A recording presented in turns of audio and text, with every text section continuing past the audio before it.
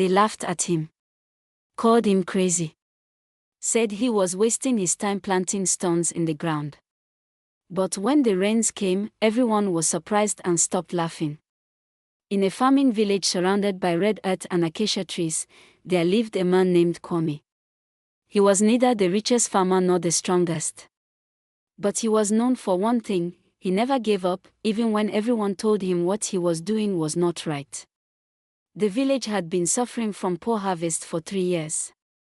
The soil was tired. The rains came late and left early. Crops grew weak and small. And as a result of that, people were hungry, and their cattle were thin. All the farmers gathered under a big tree to discuss what to do. The village elder, Elder Mensa, spoke first. "We must leave this land," he said. "The soil is dead. We should move to the river valley where the earth is still rich." Most farmers agreed. They started making plans to pack up their families and move. It would be hard. They would lose their ancestral homes, their family burial grounds, everything they had known.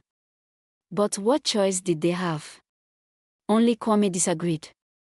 "Elders, brothers, sisters," he said, standing up. "I don't think we should leave. This land has fed our ancestors for generations. I believe the problem is not the land, it's how we've been treating it."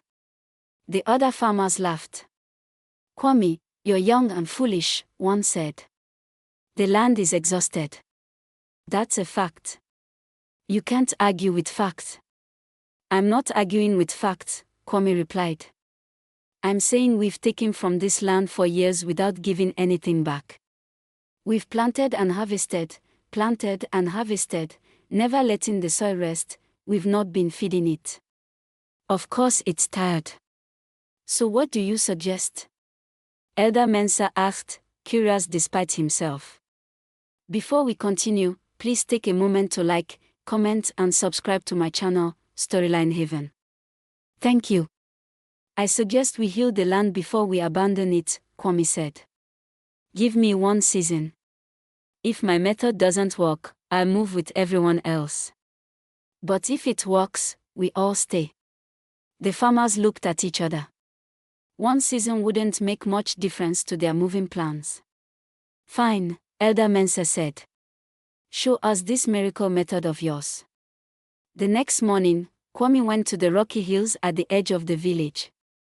He spent all day gathering stones, large ones, small ones, smooth ones, rough ones. All manners of stones. He filled baskets and bags and carried them to his field. Then he started digging holes and placing the stones in them. His neighbors watched him in disbelief. "Kwame has finally lost his mind," they whispered. "He's planting stones." Children ran to watch the crazy farmer who thought stones would grow. Even Kwame's own wife, Oma, was worried. "My husband, what are you doing?" she asked gently.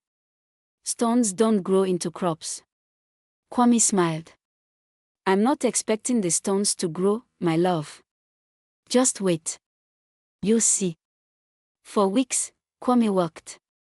He dug his entire field into a pattern, rows of stones buried in the ground, with spaces between them. The other farmers had already started packing to move. They shook their heads as they passed Kwame's field. "Poor fool," they said. "Wasting his last season planting stones." But Kwame didn't stop. After planting the stones, he did something else that seemed crazy. He collected all the dry leaves, old corn stalks, and plant waste from around the village. He spread them over his field in thick layers. Now he's covering his stone garden with trash, the other farmers laughed. Each day he gets crazier. Then Kwame brought his cattle to graze on his field. But he didn't let them roam free. He kept them in one small section at a time, letting them eat the dry grass and weeds, and leave their manure behind. After a few days, he moved them to another section. "What's the point of all this?" his neighbor asked. "You're not even planting crops." "Not yet," Kwame said. "First, I will heal the soil. Then I will plant." After a few weeks, The rains came, not much, but some. And this is when the magic happened. In the other fields, when the rain fell, it ran off quickly, washing away the topsoil and leaving puddles that dried in the sun. But in Kwame's field, something different happened. The stones he had buried acted like tiny dams under the soil, slowing the water down, forcing it to sink deep instead of running off. The layers of dry leaves and plant waste absorbed water like a sponge, holding moisture in the ground. The manure from the cattle had enriched the soil with nutrients. When Kwame finally planted his seeds, they had everything they needed: water held deep in the soil, nutrients from the manure, and the stone barriers underground keeping moisture from escaping. The other farmers had planted too, in their tired fields, hoping for one last harvest before they moved. Their seeds sprouted weakly. But Kwame's seeds exploded from the ground, green and strong. "How is this possible?" the other farmers asked, gathering at the edge of Kwame's field. "We all got the same rain. Why are your crops so much better?" "Okay, I will show you," Kwame said. Then he dug up a small section to reveal the stones underneath. "The stones hold water in the soil," he explained. "They create pockets where moisture stays even when the sun is hot. The dead leaves decompose and feed the soil. The cattle manure adds nutrients. I didn't plant stones expecting them to grow. I planted them to help other things grow." The farmers were amazed. "But this takes so much work," one complained. "Gathering stones, spreading leaves, managing cattle carefully. It's easier to just plant and hope for rain." "Yes, it takes work," Kwame agreed. "But which is easier, doing this work, or leaving your ancestral home and starting over in a strange land?" The farmers began looking at each other's faces but had no answer. By harvest time, the difference was impossible to ignore. The other fields produced thin, sparse crops. But Kwame's field was abundant, heavy with corn, beans, and vegetables. His family would not only have enough to eat, but surplus to sell. The village gathered under the big tree again. This time, they came to ask Kwame to teach them his amazing method. "I don't understand," a young farmer said. "You made the land produce by doing things that seemed crazy. How did you know it would work?" Kwame smiled. "My grandfather taught me. He used to say, the land is not a slave to be worked until it dies. The land is a partner. When you feed it, it feeds you in return. When you heal it, it gives you your desired results. Respect it, and it respects you." But I didn't really understand until I had to. Elder Mensah, the old man, nodded slowly. "Your grandfather was a wise man. We forgot his wisdom. We took and took without giving back. The land didn't fail us, we failed the land. So we don't have to move," a woman asked hopefully. "Not if we are willing to work," Kwame said. "Not if we are willing to heal what we've damaged. Not if we are willing to plant stones before we plant seeds." The phrase caught on. "Plant stones before seeds" became the village's new saying. It meant, do the hard foundational work first, even if people think you're crazy. Prepare properly, even if it takes time. Heal what's broken before you expect it to produce. That season, Kwame taught everyone his methods. The entire village transformed their fields. They gathered stones from the hills. They saved plant waste instead of burning it. They managed their cattle more carefully. They worked harder than they had in years. And the land responded. The next harvest was better. The one after that was even better. Within 3 years, the village was producing more food than it had in a decade. The soil was healing.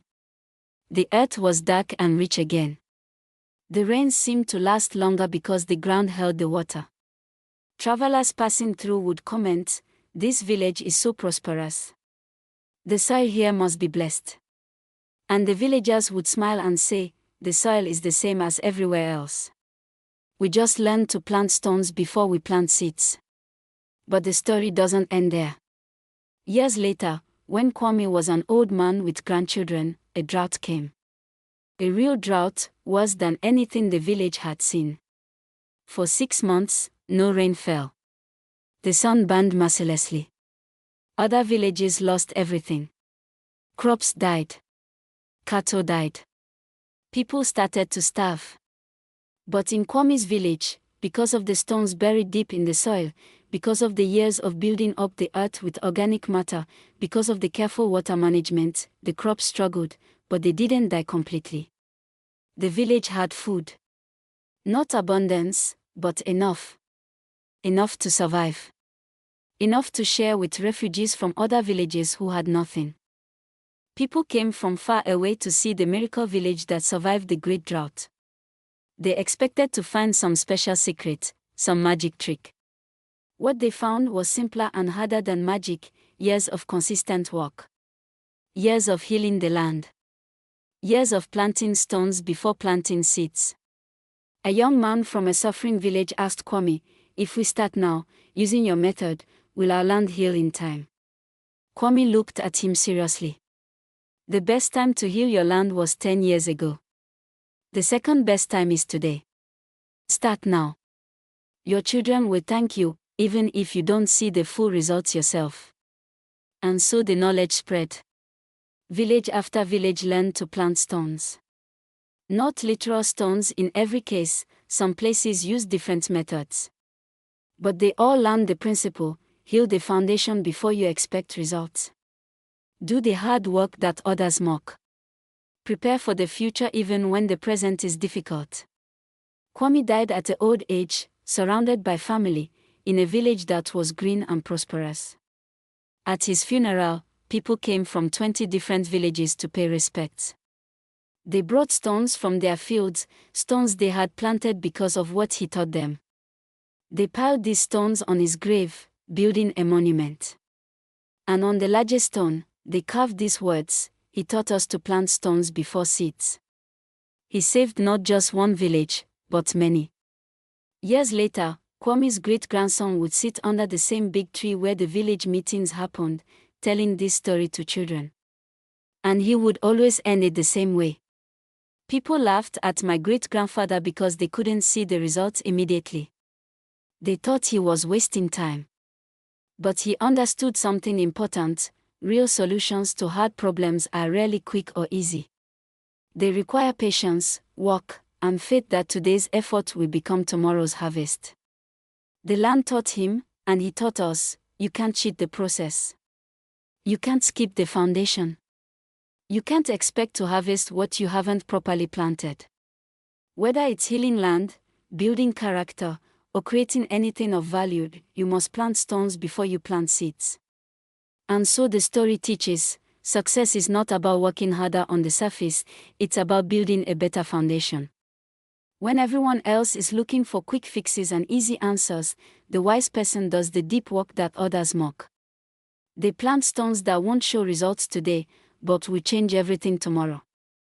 Don't be discouraged when your preparation takes longer than others' shortcuts. Don't feel foolish when you're doing foundational work while others are already planting. The harvest that comes from strong foundations outlasts the harvest that comes from weak soil. Plant stones before you plant seeds.